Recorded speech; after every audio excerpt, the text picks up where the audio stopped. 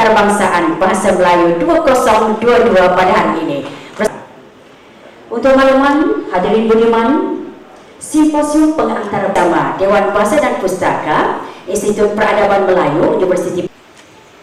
Hadirin budiman, kata orang tenun kain dan berkati majlis yang diadakan pada pagi ini, dengan hormatnya dipersilakan Al-Fadil Tuan Haji Muhammad Salahuddin bin Datuk Paduka Muhammad mewakili pertemuan pada pagi yang berbahagia ini. Dengan penuh takzimnya dipersilakan yang berbahagia dan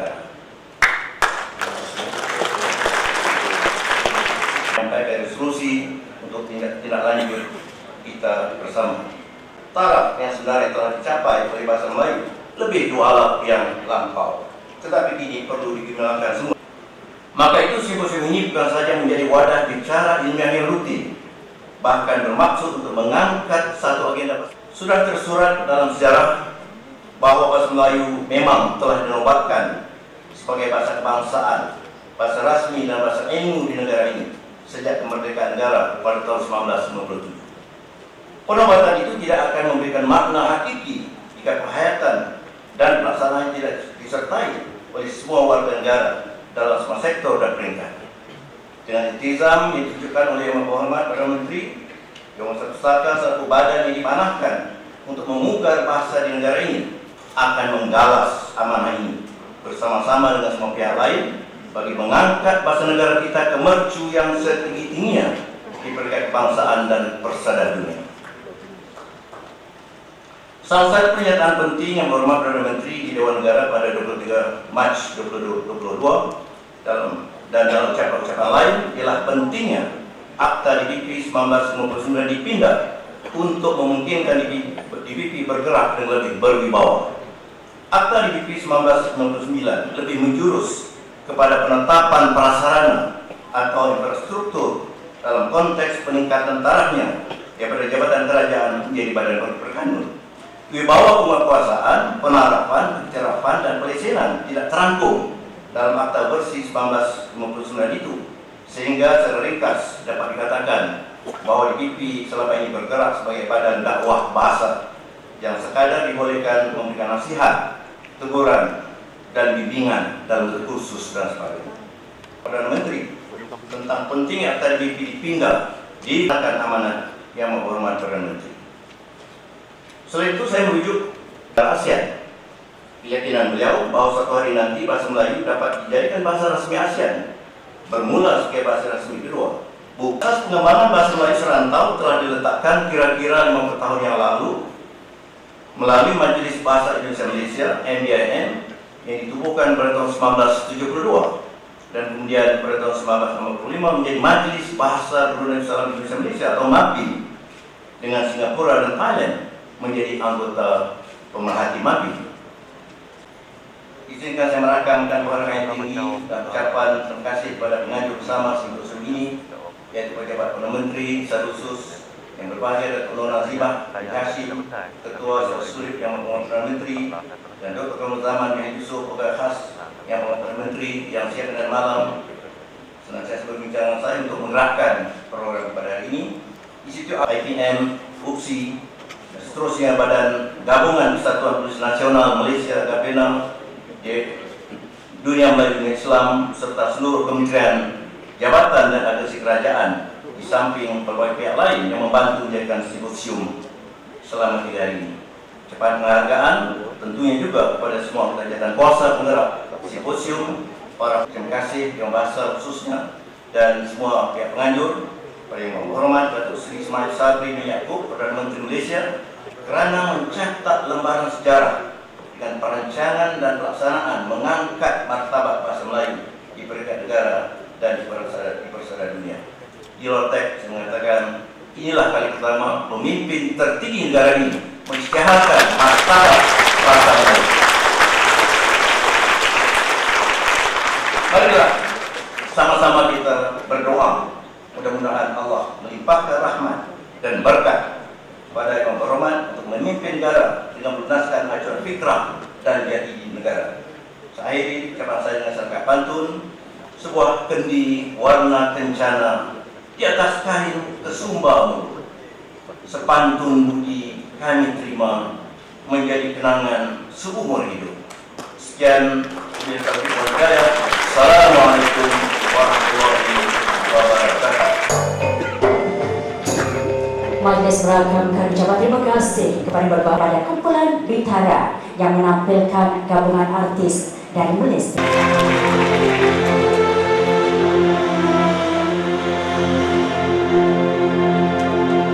Bergilir di sungai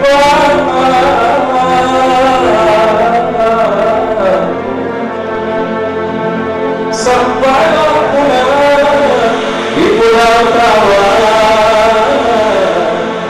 tempat lahirnya pahlawan Matilau, makam diraja Bani di sana.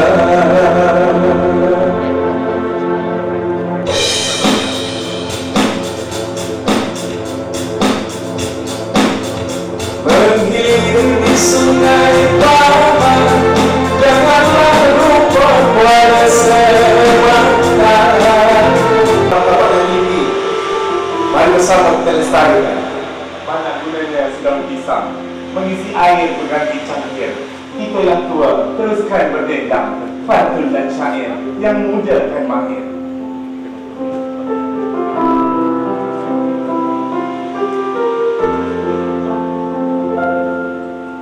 Bahasa Melayu sangatlah indah, seluruh dunia mengakui sudah. Usahlah kita ragu dan gundah, gunakan ia sebagai wadah. Usah curiga bahasa sendiri, bahasa nan elok sedap didengari di lidah cendekia di zaman bahri, tersusun lembut bila berperi.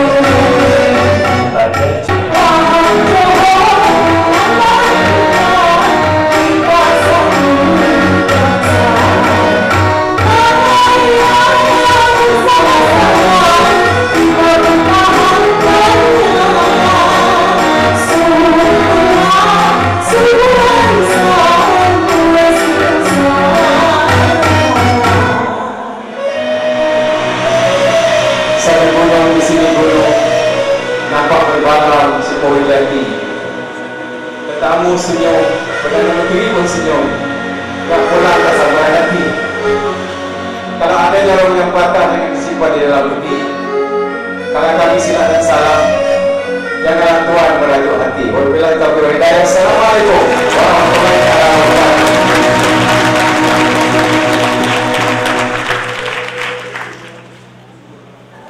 Assalamualaikum warahmatullahi wabarakatuh. Sekalian, pengurusi Lembaga Pengelola Dewan Bahasa dan Pustaka, di atas limpah rahmatnya kita dapat berhimpun bersama-sama dalam simposium pengantarbangsaan Bahasa Melayu. Saya mengucapkan terima kasih di atas jemputan untuk merasmikan simposium ini yang dilihat dapat memartabatkan dan mengantarabangsakan bahasa Melayu, bahasa yang kita sanjungi. Tuan-tuan keluarga Malaysia yang saya kasihi sekalian, sejarah menunjukkan penggunaan bahasa Melayu di kawasan alam Melayu atau Malay Archipelago merentas entiti politik yang kini dikenali sebagai Malaysia, Indonesia, Brunei Darussalam, Singapura, sebahagian Thailand, sebahagian Filipina, dan beberapa negeri lain di Asia Tenggara seperti Kamboja, Vietnam, Laos, dan Myanmar. Malah dengan wujudnya diaspora Malaysia di Sri Lanka, Suriname, Afrika Selatan, Madagaskar, Asia Barat, Eropah, dan beberapa bahagian lain dunia, bahasa Melayu berpotensi besar diangkat sebagai salah satu bahasa dunia seperti pada sekitar abad ke-15 hingga abad ke-19 dahulu. Di peringkat ASEAN, melalui forum kerjasama seperti bahasa Brunei Darussalam, Indonesia Malaysia ataupun MABIM, dan Majlis Sastra Asia Tenggara MASTRA, penyatuan sistem ejaan Rumi dan peristilahan telah tercapai. Saya berharap skop kerjasama yang diperluas, termasuk penyelidikan, penerbitan, dan pemupukan dapat dirancang lebih rapi supaya bahasa Melayu kembali dijadikan lingua franca. Tuan-tuan, puan-puan keluarga Malaysia yang saya kasihi sekalian, bahasa Melayu memiliki keunikan dan kelebihan tersendiri, khususnya dalam kalangan negara ASEAN, dan ia diyakini boleh dijadikan salah satu bahasa rasmi ASEAN. Sehubungan dengan itu, bahasa Melayu perlu dimartabatkan dalam negara, termasuk meminda Akta Dewan Bahasa dan Pustaka 1959 bagi memberi kuasa kepada DBP untuk kesalahan penggunaan bahasa berkenaan. Sementara itu, usaha sewajarnya perlu dilakukan untuk memperluaskan pengajaran dan penggunaan bahasa Melayu di institusi pengajian tinggi. Bahasa Melayu telah dinobatkan sebagai bahasa kebangsaan sejak negara merdeka pada 1957, seperti yang termaktub dalam Perlembagaan Persekutuan sebagai perkara 1521. Oleh itu, langkah memartabatkan bahasa Melayu adalah juga usaha untuk menjunjung tinggi perlembagaan negara. Banyak negara yang mencapai status negara maju dengan mendaulatkan bahasa sendiri. Kita sepatutnya mempunyai jati diri dan membuktikan bahawa mendaulatkan bahasa Melayu tidak mengekang kemajuan negara. Memartabat dan mengantarabangsakan bahasa Melayu bukan kerja mudah, kerana terlalu banyak cabaran yang dihadapi oleh pejuang-pejuang bahasa. Seluruh keluarga Malaysia, terutamanya pejabat awam, seharusnya memberikan komitmen untuk melaksanakan usaha memartabatkan bahasa berkenaan. Usaha mengantarabangsakan bahasa Melayu di persada dunia sudah menjadi dasar kerajaan, dan ini adalah antara satu bidang keutamaan kerangka dasar luar negara Malaysia yang dilancarkan pada 7 Disember 2021, yaitu diplomasi kebudayaan. Saya ingin berkongsi sedikit dengan tuan-tuan dan puan bahawa arahan telah dikeluarkan bahawa iaitu semua urusan yang melibatkan luar negara, termasuk surat menyurat, mesti menggunakan bahasa Melayu.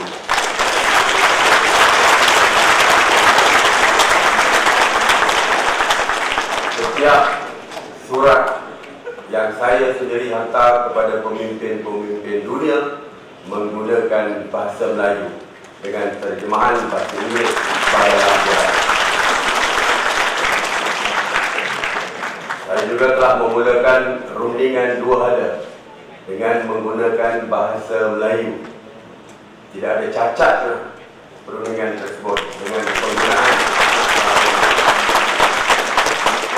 konferensi persidangan juga menggunakan bahasa Melayu. Suatu sidang khas ASEAN Amerika bersama dengan Presiden Amerika, saya juga menggunakan bahasa Melayu. Mesej yang saya sampaikan jelas diterima oleh Presiden Amerika walaupun saya berbahasa Melayu. Kementerian Pengajian Tinggi juga kini sedang menambahkan kerusi-kerusi bahasa Melayu di universiti-universiti di peringkat antarabangsa. Begitu juga halnya dengan pindaan Akta Dewan Bahasa dan Pustaka 1959, DBP telah mengadakan beberapa bengkel untuk memastikan urusan pindaan itu dapat dicapai secepat-cepatnya. Tuan-tuan, puan-puan keluarga Malaysia yang saya kasihi, saya ingin menegaskan pentingnya semua sektor menggunakan bahasa Melayu dengan seluas-luasnya kerana ia merupakan bahasa urusan rasmi Kerajaan Persekutuan, Kerajaan Negeri dan pihak berkuasa awam. Perluasan penggunaannya hendaklah dilaksanakan di semua jabatan dan agensi kerajaan, syarikat berkaitan kerajaan ataupun GLC dan syarikat swasta. Jadikanlah peribahasa, di mana bumi dipijak, di situ langit dijunjung. Sebagai pegangan dalam cara itu, barulah bahasa Melayu benar-benar boleh dijadikan alat perpaduan di negara. DBP juga perlu menjalani proses transformasi dan peralihan paradigma daripada Akta DBP 1959 yang hanya memperuntukkan kuasa lembaga pengelola dalam pelaksanaan prasarana badan itu kepada peranannya yang sewajar. Peranan dan tanggungjawab DBP sebagai badan perancangan bahasa, sastra dan penerbitan negara perlu dirincikan lebih jelas supaya peranannya lebih berkesan untuk mendukung dan melaksanakan peruntukan perkara 152 Perlembagaan Persekutuan, Akta Kebangsaan, Akta Bahasa Kebangsaan dan undang-undang lain yang berkaitan dengan bahasa kebangsaan. Kerajaan sedar pentingnya penglibatan golongan cendekiawan dalam merancang dan melaksanakan gagasan pemimpin dan dasar negara selain pandangan seluruh keluarga Malaysia. Saya mengucapkan setinggi-tinggi penghargaan dan terima kasih kepada DBP, Institut Alam dan Tamadun Melayu ASMA UKM, Institut Peradaban Melayu IPM UPSI, Kementerian, jabatan dan agensi kerajaan yang bekerja keras menjayakan simposium. Saya sangat gembira kerana ramai tokoh besar negara terlibat di dalam simposium ini, sama ada sebagai pemberi ucap utama, pembentang kertas kerja, panel forum atau moderator. Saya yakin mereka akan dapat memberikan nilai tinggi kepada dapatan simposium ini nanti. Saya yakin simposium ini dapat mengenal pasti segala halangan yang ada untuk memartabatkan bahasa Melayu serta mengemukakan satu rangka kerja khusus untuk mengatasi halangan ini. Dalam pada itu, saya sekali lagi telah pun disebut oleh Profesor Awal Syarian tadi, sekali lagi saya ingin sebutkan sekali lagi untuk mengucapkan tahniah dan terima kasih kepada rakan-rakan kita dari luar negara yang bersama-sama kita pada hari ini, yaitu daripada Amerika Syarikat, Kita tidak Amerika Syarikat, kita nak kenalkan rakan-rakan kita yang terlibat sama. Amerika Syarikat, Rusia,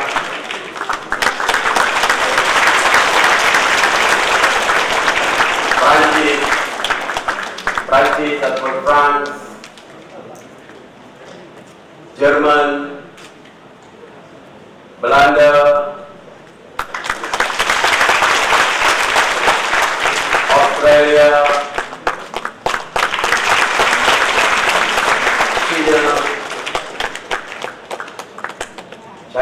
China, Korea Selatan,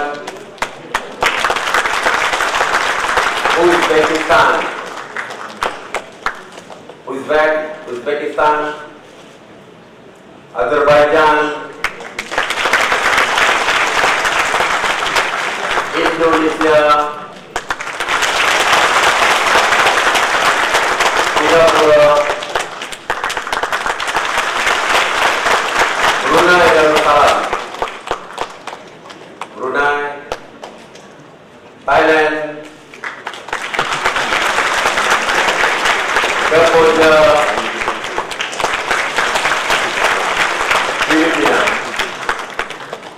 Filipina. Akan syabas kepada semua pihak yang menjadikan segmen pameran yang memaparkan sejarah perjuangan tokoh-tokoh terdahulu dalam memertabatkan bahasa Melayu, yang mana perjuangan mereka amat penting dan wajar dikenal. Akhir kata, semoga simposium ini dapat dijadikan pentas dalam memertabatkan dan mengantarabangsakan bahasa Melayu, iaitu bahasa yang menjadi kebanggaan dan identiti kepada keluarga Malaysia yang berbilang kaum dan bersatu padu. Sebelum saya menutup rasmi ucapan sebelum saya menutup mengakhiri ucapan saya memberi jaminan dan saya bersetuju untuk menjadikan simposium ini sebagai acara tahunan.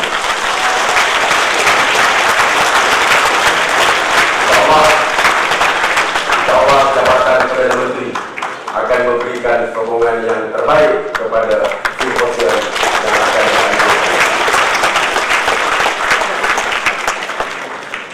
Bahasa Melayu, bangsa berbudi. Bahasanya indah, bicaranya murni. Begitu bangsa Melayu yang berperkerti, bahasanya akan terus dipandang tinggi.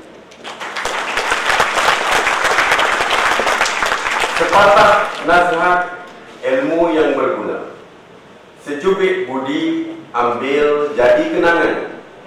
Takkan Melayu hilang di dunia, maruah bahasa jadi kebanggaan.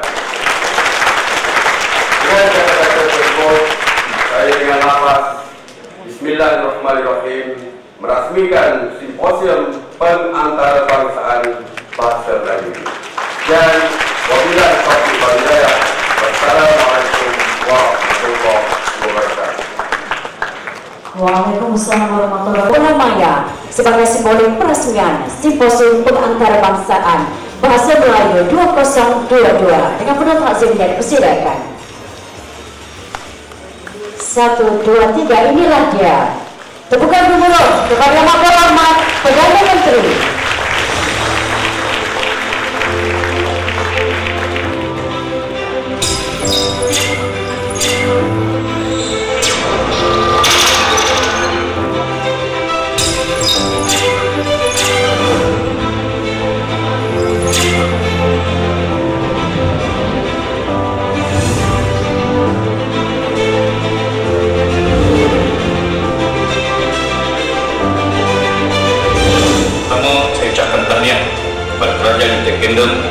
Penonton di sini ingin tahu orang ini bercakap apa ya?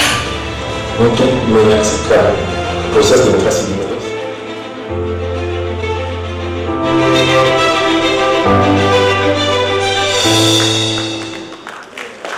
Hadirin budiman, semoga kesepakatan dan satu rasa resolusi dapat dicapai dalam usaha untuk menjadikan bahasa Melayu sebagai bahasa ASEAN. Sekali lagi kita berikan tepukan gemuruh kepada Yang Amat Berhormat Perdana Menteri.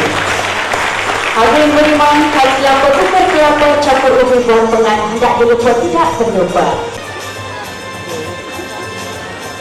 Kita berikan tepukan gemuruh kepada Yang Amat Berhormat Perdana Menteri. Seterusnya diberikan tepukan gemuruh kepada Bapak Profesor Dr. Khairil Ansar.